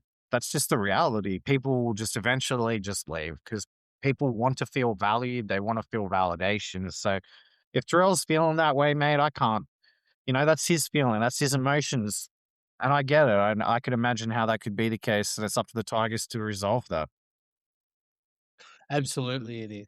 And I think it will get resolved. I mean, we've spoken a little bit about November 1 in the rearview mirror, and there are a lot of high profile players off contract, but it wouldn't surprise me. Actually, I don't know now with the Tyrone situation whether or not they'll look to tie up Taylor and Terrell immediately. It's a bit of a weird one, but obviously he's keen to stay, wants to stay around. It's just obviously market value and how many years, and tying it all to his brothers. Yeah, I don't even know. Like, you can't wait till Taylor's back off contract to extend Terrell. Doesn't work like that, right? Like, I mean, No. unless you decide Unless you decide you're going to extend. I don't even know if they can extend Talon this far out. I don't think you legally can. I think you have to. I think there's some sort of limitation. Like, I don't think you can start extending a player until like it's like the season before the season that they're off contract or something. No. He's only signed a 2-year deal. He's off at the end of 27, the same as Terrell. They've done that on Yeah. purpose to line themselves up as a package deal. You can talk to him right now. He's a free agent in November. Right. Yeah. Okay. Yeah. So I think the way it works is if he was off contract in 2028, we wouldn't be able to extend him till next year. I know it's one of those hidden weird contract rules. But yes, if he's off contract at the end of 2027, yeah. In that case, man, do you really? Okay, let me ask you a better question. Do you really just like waste a roster spot on Tyrone just to land Taylor and Terrell? That's a really good question. I think that That's a hard question, man. The fact that it's even questionable is actually wild, isn't it? it comes. Like- Yeah, that's right. Look, gun ahead, yeah, I would do it, but I have my reservations the same way that I still did and do about Talon as a human being. But I think it comes down to dollar value. Tyrone's just won a World Club Challenge, right? Um, Yeah. he's aware that obviously, form in the Super League doesn't translate to the NRL or in the World Club Challenge, but what dollar amount does he try and negotiate for? If it's 400, I'm not signing him. If it's 300, I'm looking into it. Look, Jock Madden comes off at the same time, so if you wanted a backup 7 and a guy that could moonlight at 13, then he provides value to the roster in that sense. Yeah, it's a really interesting one. And further, if you have the boys as a package deal, all three of them, can you bring their salaries down and almost play it as the brother bonus or the brother discount, right? It's a really interesting one for the Tigers to navigate. But Tyrone has come out on the record and said that the Tigers offered him a deal last year and he actually rejected it. So will the Tigers go back to the well? Quite possibly. They did they? Interesting thing for Tyrone to say. If Richo was here, he would never get another offer because Richo's moral code would have meant that he couldn't because he doesn't like it when people talk about contract deals in the media. I think I would do it personally. I think I would do it for 400 as well, to be honest, because I just think that like, man, the disruption that we would have from losing Taylor and Terrell at the end of 2027 when we're just starting to like get stable with our roster and like they're so very important. Like they're arguably our best back and best forward. So you can make an argument that they're our two best players, really, right? Yeah. So you really genuinely good. So like, can we really afford to like if the cost of keeping our two best players is signing their brother to 400K, who's probably, if I'm being honest, if Tyrone was here right now, he'd be in the top 17 probably. Top Yeah. 9. Yeah. I'd do it. I don't, if you go back and listen to what I was talking like mid last year about Taylor and Terrell and Mays and stuff like that, I probably sound like a hypocrite, but I'm kind of like at the point where I've made my peace with it. Taylor's put some distance between himself and his past, and you've got to just give him the benefit of the doubt for as long as he continues to earn that benefit of the doubt. I've grown fond of Terrell May. He's a one of one when it comes to the way that he like is in the NRL landscape. He's just so unique, and also I hate Laurie Daly. I hate him. So enemy of my enemy is my brother, Laurie Daly. The way he talks about Terrell May, like disrespectful. That's a disrespectful man. You don't talk about the men that way. Not cool, Laurie. Yeah, Laurie hates the Tigers. We all know that. Anyway, but yeah, I do agree with you. It's probably a deal that you should get done, and I think it's a deal they probably will get done. But anyway, all that free agency chattel, we'll see how it sort of plays out in these next few weeks and months, particularly around some players that are off contract, including one Jareem Buller. And for all of you that keep on asking me, the situation hasn't changed as far as I'm aware. All right. On Saturday, the West Tigers had their club day, which involved Andrew Johns Cup, Laurie Daly Cup, SG Ball, and Harold Matthews. The latter two saw Balmain and West play one another, which is always good because it means that I can go out there and I can have a look at every single player just about that we have in these pathway squads. I'm going to start at the bottom, which was a 10 a.m. game played by the Andrew Johns Cup. The boys shuffled their pack, or the coach did rather, They won 22-0 over the Western Rams. It wasn't actually their full-strength side. And young Adam El-Masri, who was the number 14 off the bench and scored a double, well, it was his first time playing. So it speaks to obviously the depth and quality in the squad and what they possess.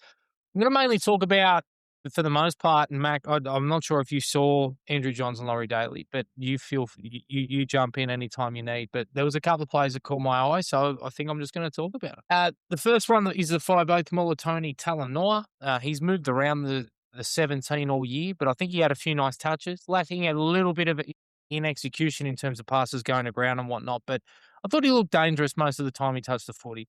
He looked like a really decent six. Kieran Mostyn, the winger, number 2, very, very tall, quick, rangy Indigenous fella. He looked like a bit of a handful. I'm curious to see how he feels out. And that was a bit of a recurring theme amongst these blokes. A lot of 16-year-olds that, sort of haven't grown into their bodies very clearly, that still have a lot of strength and conditioning work to do and some technique. But there's a lot of skill on show there, and a lot of guys that I think, we might be looking at into the future. The two that I'm about to mention are ones that I think have genuine claims to push through the Tigers' pathways. The first one is Denim Sigalis, who I've mentioned before. He's pretty athletic for a kid his size. He's a front rower. He scores tries for a front rower. I really, really like the look of him, and he plays long minutes. He seems to be he seems to be a leader of this pack, and I really like it. Zeldrick Vayau, he's not one of the two that I'm going to talk about. He scored a try and won Bar TV's player of the match. He was really good. I've just got some concerns around size, but I could be completely wrong, and he might hit a growth spurt. But there's something to like there. But the last one that I want to touch on is their left edge back rower, Hamish Butler. Really looks to be a weapon. He's tall. He's about 190 centimeters already. He's very rangy, like very, very skinny, lacking sort of conditioning and stuff. Needs to get on the protein shakes and the Zinger stacker boxes. But my word, once he fills out, he's going to be a problem. I think he prefers to play in the middle, but he can play edge. He can play middle. Clearly likes to hurt people, but, a lot of technique in there that I really like. Found his front really often, knees and elbows. Really good play the ball speed. And I think just working on his timing and learning to hit those gaps, I think he's going to be a real handful in years to come. He's 16, so going to watch what he does very, very closely going into Harold Matthews and where he lands. But as I said, 22 and keeping them out, they were just the Tigers' defense on their line was excellent. They work hard for one another. And by about, I'm going to say about the 45th minute, the Western Rams didn't look like they wanted to be there anymore. It was a really supreme performance by a team that is absolutely assured finals contention now. They'll play, I think it's the Dragons affiliated side, the South Coast side this week. You got anything there, Mac? Nope, I didn't watch those games. Your appraisal sounds like the sort of appraisal one would make when they were at the ground, really like sitting there and analyzing some good young talent. So that must have been riveting for you to experience that. Because I can tell you that my experience when I watched, old mate Galvin run around on KO Stadium during the champs, mate, it's special. So did you see a Galvin? Like, was was one of those? Are you confident with any of those boys? Are you gonna put your balls on the line like I did and tell us that we got a first grader on our hands from that crew? Is there one there? That was Andrew Johns. Yeah. No, I'm not going to put my balls on the line, but I do like the look of Hamish, and I'm keen to see how he progresses. All right. But there's a couple, particularly in Harold Matson, I'm pretty keen on, and we'll talk. All right. A little. Let's hear about. Can I do Laurie Daly first? Of course you can. All right, they won 66-6, which was genuinely men against boys from the start. They just were all over them. Vincent De Giorgio, who was I think he was the left centre for the MacArthur West Tigers, had a double inside 12 minutes. He completed his hat trick on the 61st minute. But again, like I said, men against boys. Now, Western Rams are affiliated with Penrith. A lot of those boys from the country are already in those Penrith metropolitan sides, but you can say the same for us with Western Balmain. So, again, a really, really good show of the depth of talent that we have on display. The one that really caught my eye was the fullback, young Caleb Salanoa. I thought he had some great touches. There was a gorgeous pass that he threw as a cutout for the first 4-pointer, a really nice right to left. Thought he was really well involved in his work rate, didn't waver throughout the game, even when we were up by such a massive scoreline. Brock Achurch, there was an unreal effort. Tom Dearden-esque to save a certain 4-pointer down the left-hand side with about 20 to go. Again, we were well in control, but it speaks to sort of the mentality of some of these young blokes, which, is really, really important to have at that age. And obviously that self-belief, but also that drive to go and save that try, regardless of what the score was, is unreal. Drake Ayres, I think he'd be the leading point scorer in this competition. He scored a lot of tries. He plays on the left wing, and seeing bits and pieces, there'd been a few walkovers here and there that he'd scored, but there was a try that he scored where he had to carry a few players over the line. A lot of really nice, change of, sort of movement and acceleration. Yeah, I really like the look of him. And I think that, again, seeing that clear finishing ability on display and that power that he possesses, plus the ability to goal kick, I think it'll take him places. I thought he was really good. The other one alongside Salanoa that I really liked, and I love a lock forward, but Kai Penfold was excellent. He scored a fucking unreal try. If the highlights are on New South Wales or bloke in a bar, go and have a look. But just work right through the middle. Made his tackles and was third man in a lot of times, but hurt a lot of blokes on either side of the ball. And just the intent to score the try that he did, it was unreal. It was awesome. Did you see any of that one? Okay. Nah, the only one I watched for your reference was the SG ball game. Which we'll get to straight after this. So Harold Matthews was a 32-4 win for the Maggies, their first of the season, and it came at a good time. They've got a reasonable run, the Maggies, to finish the year. They've got the Steelers, who are 2-1. I think they've got Manly, who are also 2-1. They've got the Dogs, who are a good side, but we always shape up against them okay, and they've got the Warriors to finish. So it was a time that they really needed it, and the player that stood out for mine, and I think he stood out for most people that watch these games, was Isaac Isdale. Oh, my God. They couldn't tackle him. And it wasn't necessarily poor defense or anything like that. He just swung around on short sides when he needed to.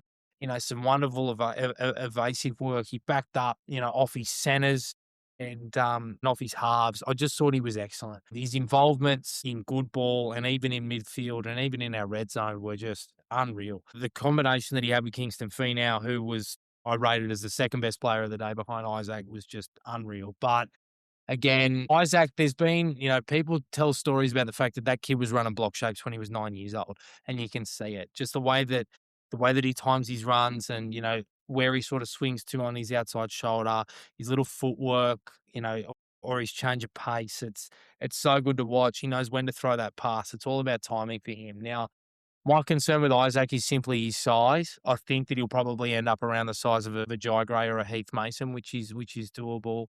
There's just so much to like there. Providing that he keeps that speed and power, those Isdale boys are built so low to the ground. There's just so much to like. Kingston Finau, who I mentioned, he's another one. If he grows another foot, I think that he'll go a long way. Runs a really good line on the inside shoulder of the 2-man. He's powerful and built low to the ground. And like his brother, who I think is a supreme prospect and has been our best player in Harold Matthews all year, I think he's got really, really strong claims for going a long way. Who else did I like? Jerome Cosgrave, I thought had a good game. Tarawi Golding Lyons, he got some pretty ugly balls out of hooker and dropped a couple whose fault you blame that or whatever. There was a really gorgeous kick that he put on a dime for Sam Francis, which spoke to his talent. I think he's excellent in that regard.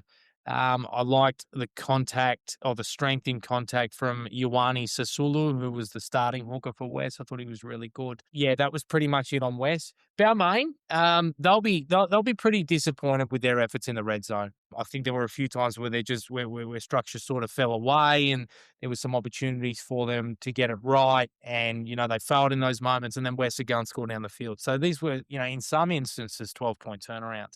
When they did give themselves some time and some width and some depth, they scored tries. The try that, it was one try, but the try that James Kerr scored was a really, really nicely worked effort, and it was disappointing that it took so long.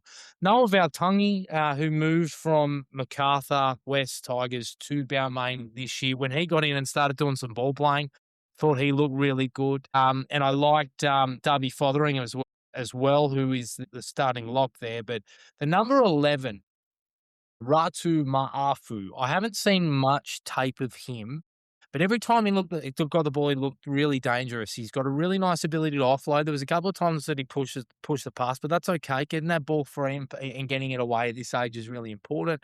Thought he ran a really good line. He looks a handful, even when he's rucking the ball out.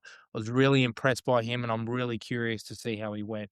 Our podcasting colleague or rival, whatever you want to say, Rob Bashara, his son Zach, he's a little goer. He tries really hard, and it was actually him that threw the final pass with James Kerr. I was impressed by him. He just has a crack, I think I would say. And with what I know of Rob, I'm not particularly surprised that that's the way he plays his footy. It's cheap ball, mate. I feel like I've been talking for about 10 minutes straight. So why don't you give me your thoughts on that? Because I know that you watched this one.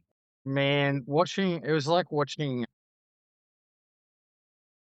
I was watching the game and then like immediately like dissociating it from memory as I was watching it. It was terrible. It was such a bad game to watch. Like it was so like the standard at least the first half was like just so sloppy, so many errors, so clunky. Um and I was particularly disappointed with Balmain. Like obviously the Magpies won and ended up winning quite comfortably, which was quite a surprise. The only player that was missing for the Tigers was Blake Van Dree. I didn't realize that he was that important to the side for a guy who, really has only been with the club for such a short period of time. But yeah, like I thought that aside from Christian Azzi, they were really quite unimpressive. I think even the Magpies, it's hard for me to like reflect on it and like talk about it with too much positivity because the players that I think are earmarked for first grade, none of them really stood out all that much, to be honest. Like Christian Tapau-Moores doesn't dominate at this level the way that I expect he should. I think Zane Farmer-Kyle and him were pretty close to like equal in terms of their impact on the game. Say Zane had a great game. Christian was pretty average. Phoenix was very uninterested for the most part.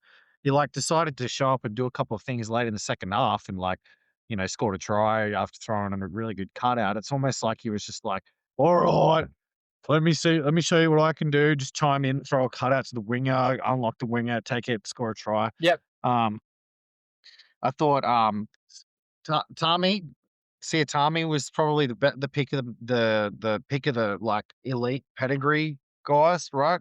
But even he, I don't know what that bloke's doing playing him at 9. I mean, it's kind of like a tacit admission that they're really worried about his size, isn't it? Like that they keep trying to like toy with him playing the 9 role. Yeah, I don't know. I sort of thought that it might have been that Nathan Lakeman was just trying to get his best pack on the field. And Peter Tighe, for mine, is not an edge. He's a 13. Maybe it was more because, Siatame has his gorgeous passing game that he can translate those skills a little bit easier. I don't know. You can read into it that way. I just more saw it as an opportunity for him to just get some reps and as many minutes as possible. But I could be wrong. I don't. Yeah, I think it's Peter Tighe was probably, I don't know, from where I was looking, I'd probably call him man of the match, to be honest. Like, and it was a hard one to pick. Like, I mean, after the game, I was thinking to myself, I was like, Phoenix got the Bar TV Sports Player of the game, but that gets voted on by people at home. There's like 3 people watching it, so it's Phoenix's dad, mum, and grandma. So, like, take that with a grain of salt. But yeah, I don't know. Hard game to really get bearings on. I mean, James Lanyon. Yeah. Actually, let's talk about James Lanyon. You can talk. You talk. James Lanyon, he's going to play first grade. Like, so James Lanyon is definitely going to play first grade. Like, let's just put that aside right now. He is an athlete, like a sports person of that skill level that, like, if he played any sport would be elite at it. You can tell, like, he's just ridiculous. Like, he does those things, but he's also unrefined, right? Yeah. Like, do you agree? Like, Yeah. because he's doing things in a way that aren't footy good. He's just taking the piss. Like, catch a kick, like in no space and just running around everybody and like, going up the sideline and then setting up a try. Like, that's sort of stuff that you wouldn't really see in first grade unless it was from somebody like Josh Adokar, right? Yeah. And so, like, he doesn't look like he's definitely fast, like fast, but he doesn't look like he's like top 1% NRL fast. Like he's not Jack. No. But what he does have that maybe some of the quicker guys usually don't have is just his like ability to move. Like he's got that ability to like, take that extra movement just as the defense gets near him. Like even a little bit like Jareem does, like that like Oztag style swerve Yeah. when you get them out of their reach at the last minute type thing. He's going to be a really good first grader. I hope they just stick with him as a winger. It's very rare that you see players that just like come through the grades as a winger and end up being wingers in first grade. Usually, first grade wingers, centers that don't kick on or fullbacks that don't kick on. Yeah, but no, very good player. I take it back. He was man of the match. Just because of the moments. Just because of the moments. Like, I mean, he was pretty quiet for a lot of the game, but like in the moment, like he had the highlight reel. Give him man of the match.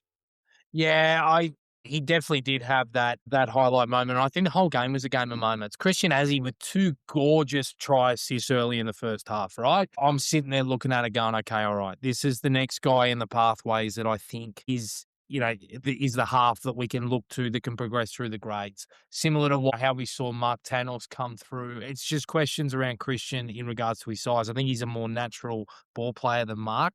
Well, I'm just curious to see how he goes. And better yet, he's got another year of SG ball, which is great news for us. Curtis Lakeman on the other side, he kicked a 40-20. I thought that was a really, really good involvement. I thought he had some good moments with ball in hand, some bad, but that happened. As you say, though, it was a pretty clunky game to look at. West discipline was an issue. Balmain started hot like they did against Parramatta the week before and then sort of fell away. Some other guys that I thought were great. Gun to head, I actually thought Aaron Payer was man of the match. Again, because there was just so many different moments. I thought he was the most consistent. Yeah, he was. So the try that Glassy scored, he threw a beautiful pass, and then that was sort of a cutout. Then there was a catch pass for him to Glassy for James Lanyon to score. Thought that was really good. I thought on his kick returns he looked pretty decent as well. And it makes me wonder, like obviously he's just one player and the impact of that, but would we have won more games? Had he have been right to go from round one? I'm not too sure. Brooklyn Milford, I thought when he got on the field was pretty skillful. For that reason, I don't really like that. Sort of gives me more of an idea around the Siatame stuff, starting him at 9. That maybe they're looking for impact with Brooklyn, but I'm not too sure. The Balmain bench hooker, Vaha Akalor Fafita, who you like, I thought he was really good. I thought he was really lively. And Alex Isdale, really nice work running the footy. And the other half, I thought that played pretty well for the first time in a little while was Javon Lele. He's a confidence player. Yeah, he did play. Where you can tell, like, he's really well coached. Like, sort of looks inside, plays nice and square, couple of little cues to try and throw the defenders off, plays nice and square. Like, I understand why the club has put so much time into Javon because you can tell. Like, I feel like he would rip it up at training. You can tell because he has that in him. It's just that mental barrier. If he can get over that, man, he will star for this side in Jersey Flegg. It's just getting used to that, I think, and just getting over that mental barrier because, again, I think he has all the tools and he has the physical capabilities. It's for Javon, it's just between the ears. That's genuinely what it is. Another person where it's between the ears is Phoenix Godinay. I don't know whether or not this is – I played New South Wales Cup last year and I'm just going to make my tackles and I'm going to take my hit-ups, and if I get the ball on the back of shape, I'll make the right decision, or whether it's just a problem full stop, because I know he's pretty driven. I don't know what it is at the moment with him, and I don't know until the end of the year, but he's just come off a great preseason. So it makes me think that he's kind of just like, I'm just going to do my thing. And last year, there was a lot of concerns around the fact that we had a guy like Hiamasi Makasini last year, and they did a lot of preemptive and premeditative stuff with him. I feel like they might be doing the same with Phoenix, which makes it easier for teams to gang up. But like Hiamasi last year, maybe we won't see it until he plays Flegg and he plays Cup, and then we can make a decision off that. So I'm not bashing Phoenix. I'm just kind of like, I just need to see a little bit more. Yeah, knowing what we know about him, which is obviously very little, but like more than you would think, considering he, posts a lot on social media and people talk about him a lot in his personality and stuff like that. Find it hard to believe Phoenix Gardner would go out on the field and like not put in 100%. Which makes me think makes me think it's literally instructed.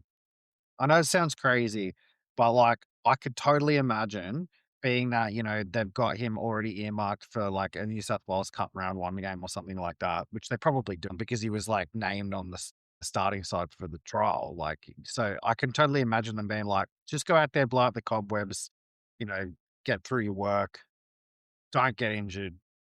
I could totally imagine them doing that. And I think that's probably also what they did with Marcy last year, which is why Marcy didn't go look for extra. So I'm with you in the sense that, like, wait till we see what he plays like. I don't think he'll play flag. I think he'll be in the New South Wales Cup side round one. I think Christian Tupper-Morse will be too. Yeah. So yeah, if that's not the case, like if come next week when they name the 17th for Flag and New South Wales Cup and those boys are still on SG ball, I'll retract that statement. But that's currently how I'm reading it. Not so much with Christian, but because Christian still seems like he's actually having a go. It just doesn't seem like he's making an impact. Yeah. To me, I do agree with you on Payer. I think Payer definitely had the best effort in the game. Like you said he was most consistent. I agree with that. I think Clayton Magoon. Magoon's going to be my watch all year. Like this is the Magoon podcast now. Well, yes, he's named centers. I know it's crazy, isn't it? Clayton Magoon. The rise of Magoon is upon us. He has now come off the bench and he's now in the starting side. Rise, Magoon, rise. But he's named in the centers. This man is gigantic. Well, he's gigantic. Well, in fairness, so is Boston Lauval, the number 20 for West. Yeah, he's gigantic. He scored a runaway try at one point. He is a big man. As is Clayton, who I think was doing a lot of work through the middle. So curious to see what Big Roy's got in store for him. The other two that are worth mentioning, Josiah Palmer-Vibau, he's good. Love the look of him. There's something about him. And Ali Carnab, I think, had some good moments as well. I'm not seeing as much of him as I used to with him playing for Balmain, but he looks 30. There's still a player there. He looks 30, bro. He does. You seen his face? Yeah. He looks like a 30-year-old tobacco shop owner. Like he looks like a man. Yeah, he does. Anyways, yeah, enough of that. I'm gonna go make dinner. Is there anything else you want to talk about? Not really. I think that'll pretty much do it. Oh, quick one. I TikToked up a couple. I don't know if you saw. I TikToked up a couple of the clips from last week. I saw that. Yeah. I made some comments about Wayne Bennett and the South Sydney Rabbitohs. It seems to have rattled some South fans, ruffled some feathers. Now, I just want to make some clarifications. I stand by every word that I said. I'm not going to retract a single thing that I said, but let me clarify when I say I'm not death riding South. I would love to be wrong. I don't hate South. I don't love South. I don't hate South. I'm relatively ambivalent towards the South Sydney Rabbitohs. If you had have listened to the podcast in full, you would have heard that I said equally ridiculous things about most of the sides. And also, it was just taking the piss a little bit. So just simmer down. If South Sydney prove me wrong, Jared knows me. Everyone knows me. I'll be the first to admit it. But usually I'm not wrong. So it's just a thing. So, we're going to have to wait and see. What I will say is I did forget to mention David Fifita. I didn't even notice, but you brought him up. I didn't mention him. David Fifita, Adam Elliott, Brandon Smith to throw in there with Latrell. You calling Brandon Smith Captain Cocaine was box office. Captain Cocaine. There's more than one Captain Cocaine. Well, because Adam Elliott. Cog is Adam Elliott. If anyone's seen that. And then they just signed Jackson to Pine. It's been. But I have to admit, after I said that, and I was getting a lot of weird messages saying, "Are you fucking fucked in the head?" Well, am I wrong? I went and looked at the 1 through 17 again, and then I looked at the other sides 1 through 17s, and I was like, that's actually a pretty fucking good side on paper. Yes. On paper. Like, if if the best version of each of those players showed up, they're the premiers, no doubt about it. Like, but mate, we've seen this time and time again. How many games do you think this season that you're going to see Latrell Mitchell, Cody Walker, David Fafita, Brandon Smith, and fucking all of the other supporting casts of South on the field all at the same time healthy? I'm going to wager it'll be round one and then that will be it. Like, so- I don't disagree, bro. Like, the thing is that, yes, it looks amazing on paper, and and for that reason, it wouldn't surprise me if they blow away teams this year by 60 or 70. Genuinely, it will not. But their Mm. spine is dog shit. Mm. Jai Gray is a good fullback. He's a good fullback. I genuinely think, in terms of where his ceiling is when he's 28, 29, I don't think he's far off that now in his early 20s. Genuinely, I believe that. I don't think he possesses heaps of game-breaking ability. For mine, he is Heath Mason in a better system with better instincts.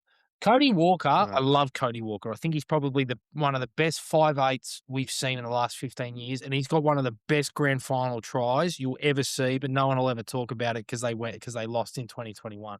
Very similar to what Reece Walsh did last year. But he's 36 years old. He's not getting any younger. And I know, obviously, yes, he debuted when he was 28, but he was still playing New South Wales Cup. He was still doing pre-seasons with the Melbourne Storm. There is those questions. Ashton Ward looks a great little halfback. I do like the look of him. I think he's got potential. But my goodness, he'd be 56 kilos ringing wet. He looks like he's about to go to Service New South Wales to go for his ELS test. And I think he might fail it. But Feed him. Tell him. look, great instincts, good footy IQ, and I think that he's got potential. He works really hard, and there's a reason why he's been picked over Bud Sullivan. But I don't know. I don't think he's ready to lead a footy side around, especially one this experienced. Brandon Smith is there and Captain Cocaine, and you spoke about him, but they got Bronson Garley starting in the 9 this week. Not very good. I'm going to leave. Wait, where's Brandon? Brandon Smith's got a calf issue. Oh, there we go. I said it would be round one and round one only. It's not even going to be round one. Yeah. They're going to have their full strength side on the field 0 times this year. Yeah. 0 times. Because it's not only about set aside the off-field drama. I'm being a little bit of a pissant bringing that stuff up. Like, I should just wipe the slate clean and say, let's talk about footy. They're all injury prone. Yeah. The whole side is injury prone. Like, Elliott's out too. So, anyway, enough about South Sydney Rabbitohs. I want to give a congratulations to ex-Tiger Cooper Clark. What a rise for the young man, named to start tomorrow night off the bench for Melbourne in a 15 jersey. He will get minutes. They said he was 145 kilos when he first showed up to flag. That is a big, big, big lad. I did not realise we had this monster in our pathways. That's one that we are going to live to regret if he's getting picked for Melbourne this early. I'm going to talk about this really quickly. And yes, absolutely congratulations to Cooper. I think it's been a meteoric rise. I will say that in that 1 year where he did play for us in Harold Matthews in 2023, it was, in terms of, if I look back on that side, I purely look at that tape and I look at the guys that I would have wanted to have kept or the ones that were the standouts. Cooper probably wasn't one of them. And obviously he's always had the body shape, and that's something that we don't do well. And that's, holding on to body shapes that are going to develop. And Cooper is a wonderful ball player for a player of his size. And I think he's going to do good things in Melbourne. But you compare it to some of those guys in those teams, like a guy like Maddox Fui and those sorts of guys in that team. And he was a little bit behind the development curve there compared to a guy like Maddox. And when we lost Maddox compared to Cooper, I was a little bit disappointed. But Cooper is evidence of, getting out of a system and getting uncomfortable and going away from your family. He's a Southwestern Sydney boy, as is his brother Zach, and he went up to Queensland Cooper and he cut his teeth over there, and he's turned into a monster and a totally different player. And I know that the Melbourne Storm are obviously struggling at the moment for squad depth, and I think that's the worst side on paper they've named in a very long time. But there's no doubt in my mind, you look at that bench, it's still a strong bench. Cooper's got every right to be there amongst some pretty good company. Kamikamitha, Davey Mawali, and Tyron Wishart, who's probably the best 14 in the league alongside Connor Watson. It's gonna be cool to watch him go around. Obviously, another West Junior in and about the place. But I was honestly surprised Penrith didn't put his brother on the bench. I thought there was a good chance that they were both going to get round one debuts. I don't think Zach's very far away at all.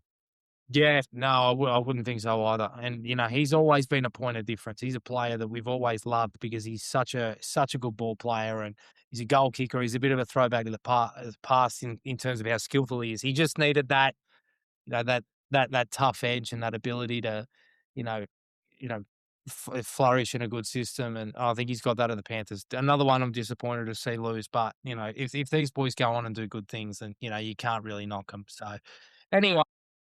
Don't we have a goal kicking forward in our team somewhere? Am I listening? I vaguely remember somebody Think looking Isaac at Searle in the Harold Matts for the Magpies is a goal kicker. I think he's a back rower. I was thinking somebody Uh, more like in the New South Wales Cup Yeah, level. Isaac Searle's got the T for the Magpies. Yes. That's pretty. Love a goal kicking forward. Got love a goal kicking forward. I mean, Young forwards, what are you doing? Learn to kick. It's not hard. You just run up and kick.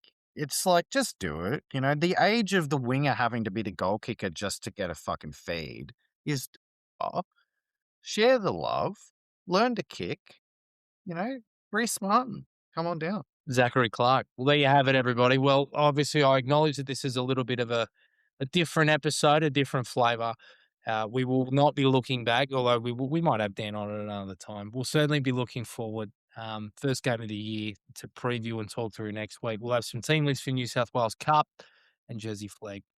Until then, enjoy the round one without the West Tigers, and we'll see you next week. So, yeah.